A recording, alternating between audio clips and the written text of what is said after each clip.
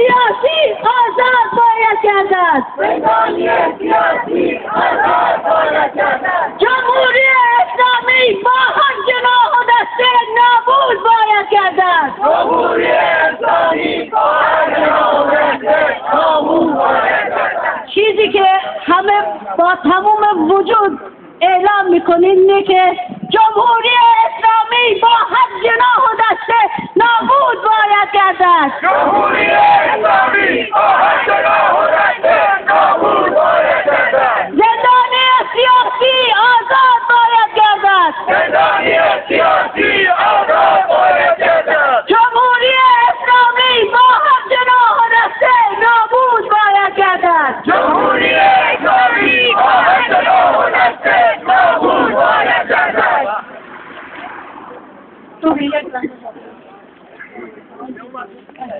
دوستان عزیز، با تشکر فراوان از اینکه همتون اینجا بودیم، با هم بودیم.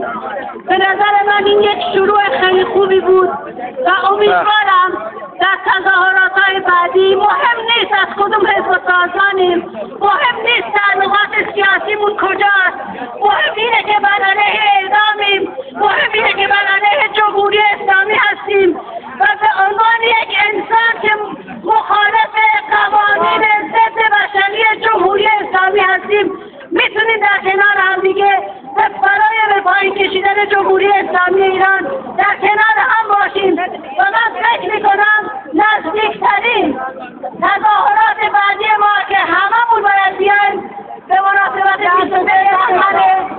22 بهمن که 11 فوریه میشه، هممون در مقابل کنسولگری جمهوری اسلامی و در خارج کشور به خصوص جمهوری اسلامی در تظاهرات اینه که برنامه‌های مخصوصی برای پیروزی خودش، پیروزی انقلابی که دزدید از ماها، پیروزی انقلابی که به نفع خودش از ما دزدید، این انقلاب رو میخواد برنامه‌هایی به این مناسبت خارج کشور بذاره.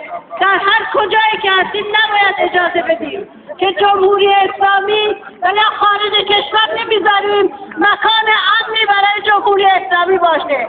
در هر کجایی که جمهوری اسلامی بخواد برنامه‌ای به مناسبت 22 بهمن بذاره، هر کسی که خبری میشه واقعا اعلام کنه به همه که نذاریم جمهوری اسلامی در خارج کشور مراسم‌هاشو بذاره، در حالی که در زندان‌های ایران داره قتل عام میکنه، در حالی که داره خانواده‌های زندانی رو در مقابل زندان‌ها زیر لگد میگیره با رکیک‌ترین پشایی که فقط لایق خودشونه، در خارج کشور برای خودش جشن بذاره، پایکوبی کنه، مهمون دعوت کنه و کسایی که تو خارج کشور به مساجد جمهوری اسلامی میرن، کسایی که از پول مردم ایران دارن تغذیه میشن و جمهوری اسلامی براشون خرج میکنه، اجازه ندیم.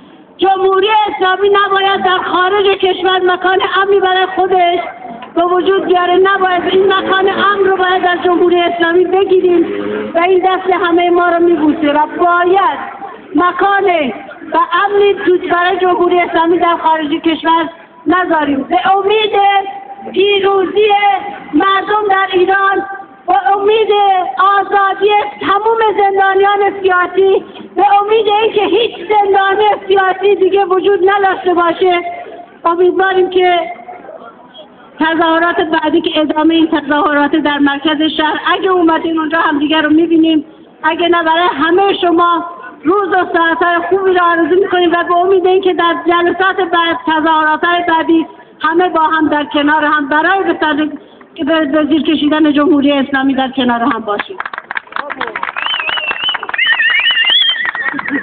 دوستان عزیز و رفقان، منم از همه